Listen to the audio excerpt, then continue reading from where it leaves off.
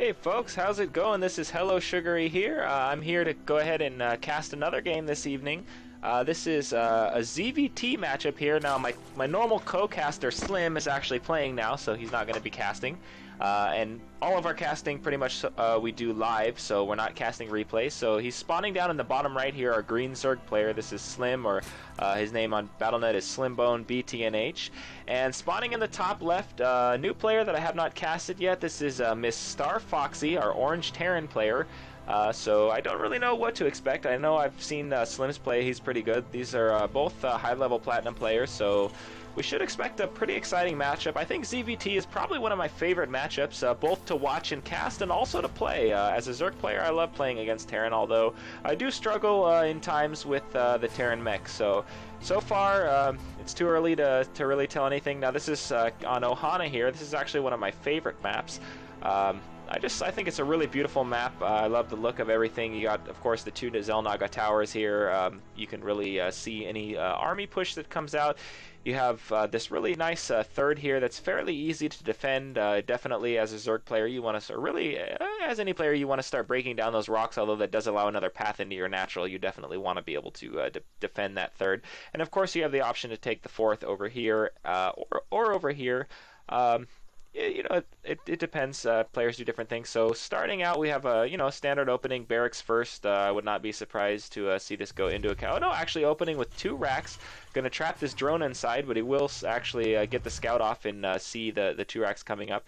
And from our Zerg player, we have also a very standard opening against Terran. This is hatchery first, so that's something you usually see from our Zerg player, unless they're trying something crazy. But it's definitely the safest opening. And this SCV going to come over here and work on this drone. They're going to duke it out here while the second barracks finishes up. Of course, this Marine will come out and likely take care of this probe. Ooh, and is he going to get that SCV kill? That would not be favorable for our Terran player, definitely. So this SCV going to run away, and this... oh, and he does get the SCV kill, so he trades 1 for 1, although he did get the scouting info off.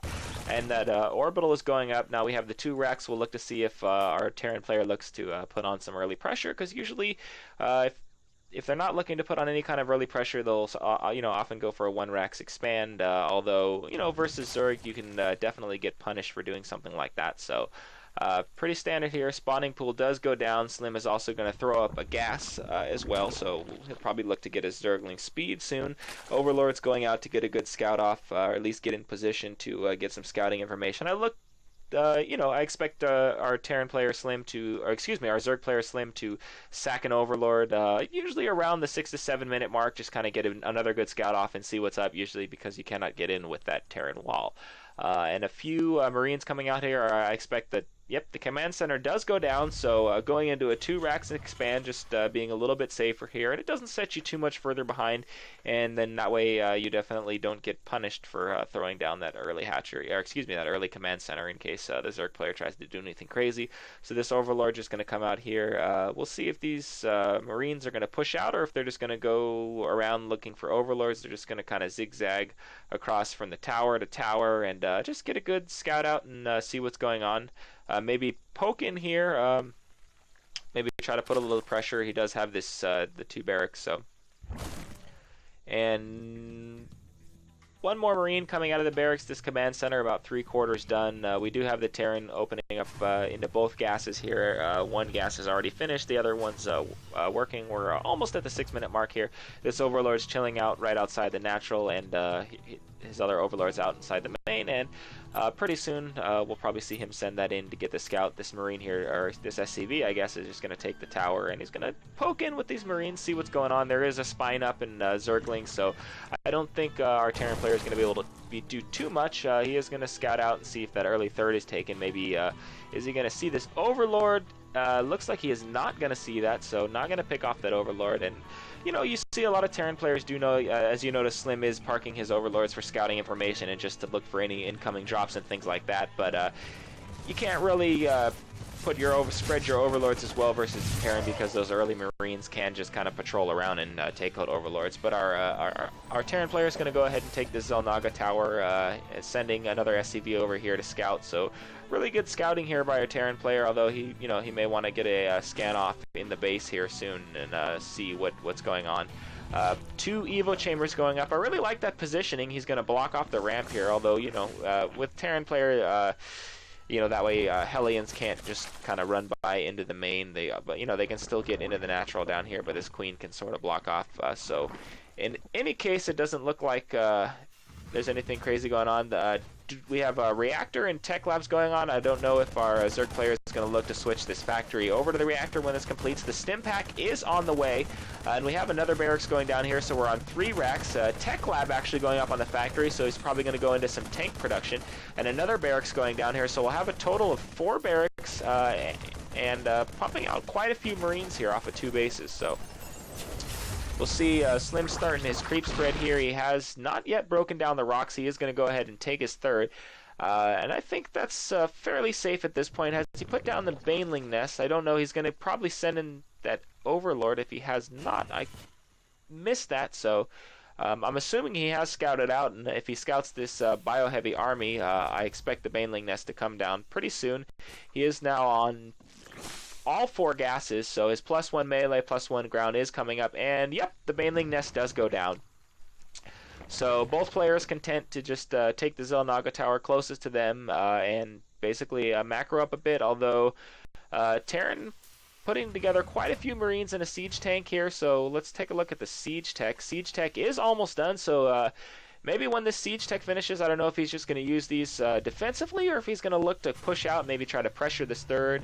We'll see what he does. The Baneling nest should be done almost, in time. Baneling nest is almost done here, so Zerg player will be able to, deal with this bio army pretty effectively.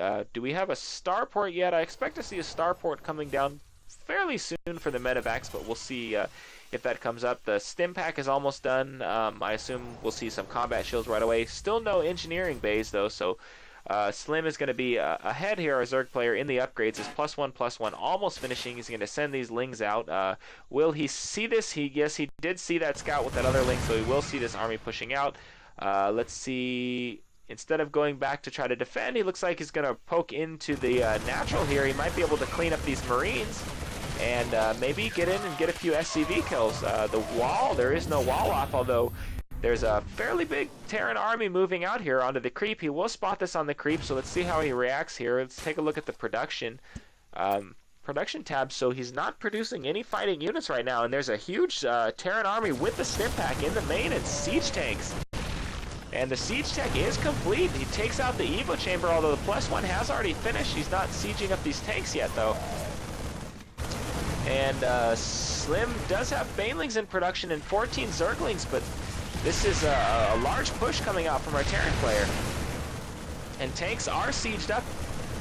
Zergling going to come in and rally in the main here, but he's going to lose his natural. All these probes, some of these probes are going to get taken out here by the siege tanks, but with only 9 Banelings, he's got 14 more. Ooh, and these probes do not want to go back out. Oh, no. And he's just going to sacrifice those probes.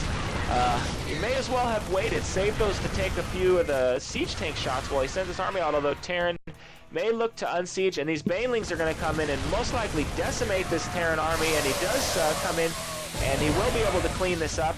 So he did clean up that push from the Terran player, but he did lose his second base and a ton of drones. He does have the Spire up, though, so he does have quite a bit of gas. He's now floating 1,700 minerals, 1,200 gas, so he should be able to pump out a bunch of mutas here, although looks like Zerglings did already. Now, these SCVs are still not back to mining, so I'd like to see those. There we go, and he does, excuse me, she does, MsStarFoxxie does put those SCVs back to mining.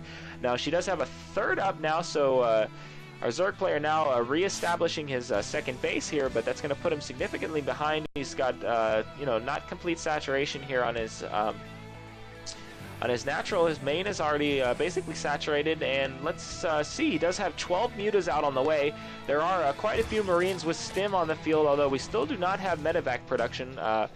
combat shields is about halfway done, so the mutas should hit before the combat shields get there, and we're continuing to produce Marines here, more siege tanks out on the field, but if our Zerg player comes out, and he looks like he is coming across the map with these mutas, if he can sneak in, get the harass, the Terran army is a bit out of position, so he can just go right into the main. We'll see if he goes straight for the probe liner, if he tries to snipe some of these add-ons, and he does try to snipe some of the add-ons here just to cripple the production of our Terran player, so that's a really smart move. Ooh, and he will get a snipe a siege tank here basically for free. Terran army, I don't know what MsStarFoxxie is doing, deciding to move out and leave these mutas uncontested in our main base. Now moving down into the natural, going to take out all those workers and going to basically move out. I think this is basically a desperation push. SCVs and Marines pushing out. I don't know why she's going to want to scan and take out creep tumors though with these mutas. She needs to move in and basically end the game here, or these mutas are going to be running free in the base, and I think we're going to see a GG pretty soon here from our Zerg, or excuse me, from our Terran player. Zerg is now establishing that 4th base, and 34 Zerglings in production are definitely, especially with the Baneling Nest, going to be able to clean this up no problem. So great play by our Zerg player Slim. He's going to go ahead and bring the mutas back now just to defend this a little bit, although I don't even think he needs to. And these Zerglings going to get a nice surround, and we're going to see the GG any second here. And there's the GG, so good game, Zerg versus Terran. SlimBoneBTNH takes that game.